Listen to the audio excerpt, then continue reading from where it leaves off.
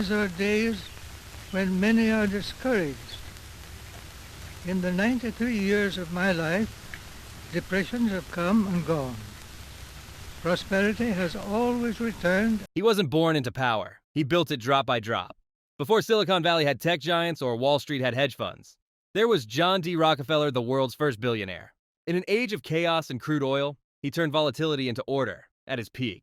Rockefeller controlled 90% of America's oil, the fuel that powered every train, ship, and factory of the Industrial Revolution, adjusted for inflation.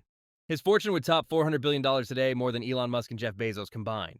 But unlike today's moguls, Rockefeller didn't need spotlights or tweets.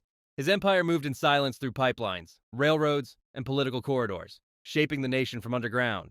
His money built universities and cured diseases, yet it also crushed rivals, bought lawmakers, and rewrote the rules of capitalism itself. More than a century after his death, the Rockefeller name still moves quietly through medicine, education, and global policy, proof that his influence never truly burned out. So the question is, how did one man's obsession with oil, order, and control create a dynasty that still governs the modern world long after the wells ran dry, long before he became the world's first billionaire? John Davison Rockefeller Sr. was just a boy from a struggling family in Richford, New York, a rural town with fewer than 1,000 souls. His childhood was split between two extremes, faith and fraud. His mother, Eliza Davison, was a devout Baptist who preached thrift, discipline, and charity. His father, William Devil Bill Rockefeller, was a traveling snake oil salesman, part doctor, part con artist who sold fake cures, told bigger lies, and kept a secret second family on the side. It was a chaotic household. And young John learned two lessons: early trust numbers, not people, and keep your name cleaner than your business. By 16, Rockefeller had left school to work as an assistant bookkeeper for $350 a week. He recorded every penny he spent and celebrated the day he got his first job, September 26, 1855, as his personal job day for the rest of his life. The Civil War brought chaos to America, but also opportunity. While others fought, Rockefeller traded in grain, earning nearly $200,000 in wartime profits. In 1863, he took a risk that would change history, investing $4,000 into a small oil refinery in Cleveland. At the time, oil was a messy gamble, a smelly liquid used mostly for lamps. But Rockefeller saw something else: consistency. He realized that refining oil, not drilling it, was where the real power lay. By 1865, he bought out his partner for $72,500 and formed Standard Oil. His empire was still tiny, but his method was set efficiency, secrecy, and absolute control. In an America roaring with railroads and industrial ambition, Rockefeller wasn't trying to be famous. He was trying to be indispensable, the invisible accountant behind the nation's new energy age. In the frenzy of America's oil boom, one man found calm in the chaos. While wildcatters chased luck across Pennsylvania, John D. Rockefeller was building something far greater than fortune a system. To him, efficiency wasn't just smart business, it was moral duty. Waste was sin. By the 1870s, his creation, Standard Oil, had become the most disciplined industrial machine on earth. Rockefeller didn't compete for barrels. He designed an ecosystem. From the wells to the railroads, from refineries to the kerosene lamps on kitchen tables, every drop passed through his hands. Secret rebates from powerful railroads like the Pennsylvania and New York Central ensured his oil moved cheaper, faster, and further than anyone else's. Rivals called it manipulation. Rockefeller called it management. Then came what history politely remembers as the Cleveland Massacre of 1872, one of the most relentless takeovers in American business. In just months, Rockefeller absorbed 22 of Cleveland's 26 refineries, offering owners a simple choice: sell to him or be crushed by him. Most sold.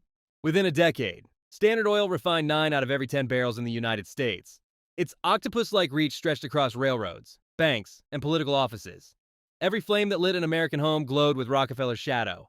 His genius wasn't invention, but orchestration. Decades before vertical integration became a business school phrase, Rockefeller practiced it, making his own barrels, building his own pipelines, even running his own transport fleets. Costs dropped by 80%. An entire industry was forced to evolve or die. But control bred suspicion. Newspapers warned of industrial tyranny. Competitors rallied against the great oil monopoly. Rockefeller remained unmoved, repeating the quiet conviction that defined him: competition is a sin. And as America industrialized, his empire became its bloodstream. The lamps of New York, the factories of Chicago, the ships leaving San Francisco all burned Standard Oil's kerosene. Rockefeller didn't just fuel the country's growth, he organized it. By the dawn of the 20th century, Rockefeller's creation had transcended business, it had become infrastructure. Standard Oil was no longer a company, it was the circulatory system of the modern world. From London to Shanghai, lamps burned with its kerosene. In the ports of Bombay, in the factories of Berlin, in the frozen outposts of Siberia, its blue barrels meant light, progress, and the quiet domination of American capital. This wasn't expansion, it was colonization through commerce. While European empires conquered with armies, Rockefeller conquered with distribution networks. He built supply chains so vast and efficient that local producers simply couldn't compete. Wherever oil was needed, Standard arrived first cheaper, cleaner, better organized. Even rival nations had to depend on it. To sustain such reach, Rockefeller didn't need to sit in Congress. He simply made the system orbit him. His power operated through a lattice of influence lawyers drafting laws in his favor, lobbyists shaping public policy, politicians conveniently sympathetic to industrial progress. Secret railroad rebates gave Standard's oil priority on every track. Competitors found themselves squeezed not by market forces, but by logistics and law, two realms Rockefeller quietly mastered. When regulators tried to strike back, he evolved faster. In 1882, the Standard Oil Trust became one of the world's first corporate holding structures, a legal maze designed to disguise unity as diversity. On paper, it looked like dozens of independent firms. In practice, they all reported to one invisible center. The model was so revolutionary that it changed capitalism itself. Trust entered the American vocabulary not as faith, but as monopoly. Rockefeller's reach soon stretched far beyond oil. His wealth flowed into railroads, iron mines, and banking. He acquired part of the Mesabi Iron Range, the ore that would later feed U.S. Steel, the world's first billion-dollar corporation. He invested in the pipelines of communication and credit, helping shape the foundations of Chase Manhattan Bank by the time he retired. The tentacles of Standard Oil touched everything from the telegraph lines that transmitted stock prices to the ships carrying America's exports. And then came the Second Empire philanthropy.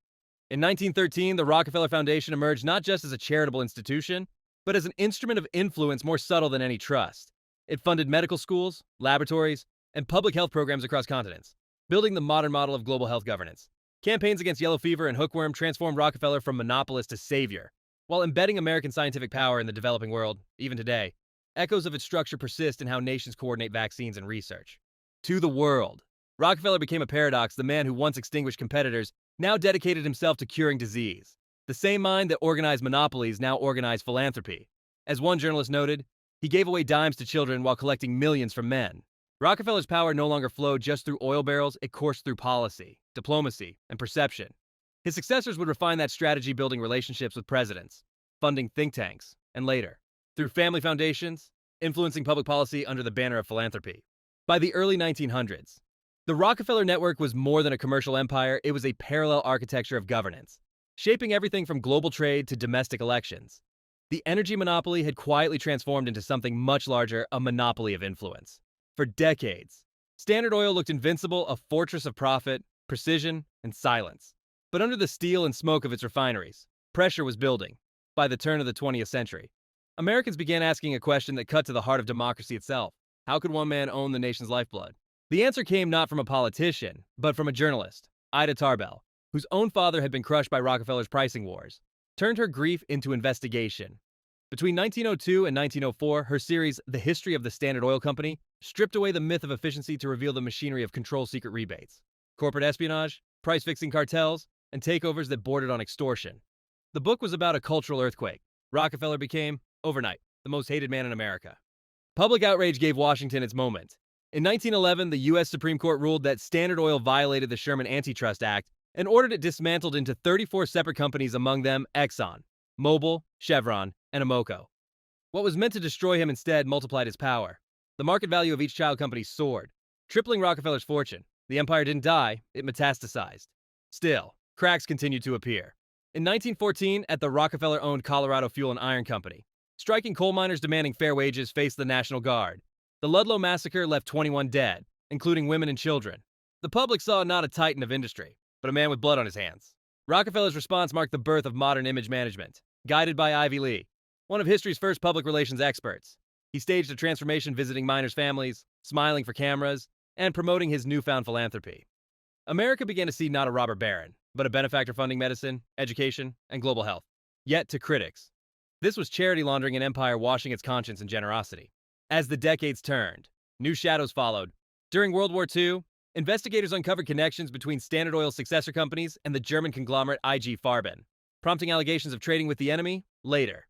The Rockefeller Foundation's sponsorship of eugenics and population control research in the 1930s and 1950s cast a moral shadow over its legacy. Even a century later, the pattern persisted. ExxonMobil, one of Standard Oil's heirs, faced accusations of concealing internal climate research, ironically. The lawsuits were funded by the Rockefeller family's own foundations, the dynasty turning against itself. Across generations, one truth remained: Rockefeller's empire didn't just refine oil, it refined power. It built the architecture of prosperity and the machinery of inequality. The same precision that once lit the world would one day darken its skies, a legacy too vast to erase, and too intertwined to escape. More than a century after John D. Rockefeller's first refinery burned kerosene, his descendants still shape the world he helped build, just in quieter, more polished ways. The Rockefeller family, now spanning over 200 heirs across 7 generations, no longer owns oil wells. Instead, they manage an estimated $8 to $14 billion through a web of trusts, endowments, and private investment firms. The name still opens doors from Wall Street to the United Nations. At the center stands David Rockefeller Jr., the family's elder statesman and environmental advocate, who once said the dynasty's new mission is to repair what industrialization broke. The Rockefeller Foundation, with an endowment near $7 billion, continues funding global health, renewable energy, and education. Its programs from malaria eradication in Africa to food sustainability in Asia are modern echoes of the original ambition to engineer progress on a planetary scale. Yet the family's influence remains controversial. Critics accuse them of using philanthropy to maintain soft control steering climate agendas, urban planning, and even agricultural policy through vast networks of NGOs and think tanks. Ironically, some heirs have turned against their own legacy. In 2016, Rockefeller family members publicly divested from fossil fuels, condemning ExxonMobil, the very empire their ancestor built, for moral failure on climate change. It was both an act of rebellion and redemption. Culturally, their imprint is everywhere. Rockefeller Center still defines Manhattan's skyline. The University of Chicago and Rockefeller University remain world-class institutions, and their family motto, wealth is a sacred trust, still guides a small army of modern philanthropists. The oil may have run dry, but the influence hasn't. In boardrooms, research labs, and international summits. The Rockefeller legacy still whispers less about money, more about power that learned to disguise itself as virtue. For more than a century, the Rockefeller name has meant two things: power and paradox. They turned black crude into golden opportunity, built universities and hospitals, and shaped capitalism itself, then spent generations trying to humanize the system they once dominated. Few families have left fingerprints this deep on both progress and inequality. Every light that once burned with Rockefeller kerosene symbolized more than energy. It was control, precision, and an unshakable belief in order. That same belief forged the architecture of modern philanthropy, global finance, and even public health, whether in oil barrels or billion-dollar endowments. Their legacy endures not through headlines, but through the quiet rules that govern how the modern world still runs. But here's the question worth asking: can influence born from monopoly ever truly become benevolence? Are today's Rockefeller heirs redeeming their family name, or simply rewriting its next chapter? What began as one man's obsession with discipline and efficiency has become a global story about ambition, morality, and the cost of control. So, what do you think? Was John D. Rockefeller a visionary who modernized the world, or the architect of inequality that still shapes it? Share your thoughts below.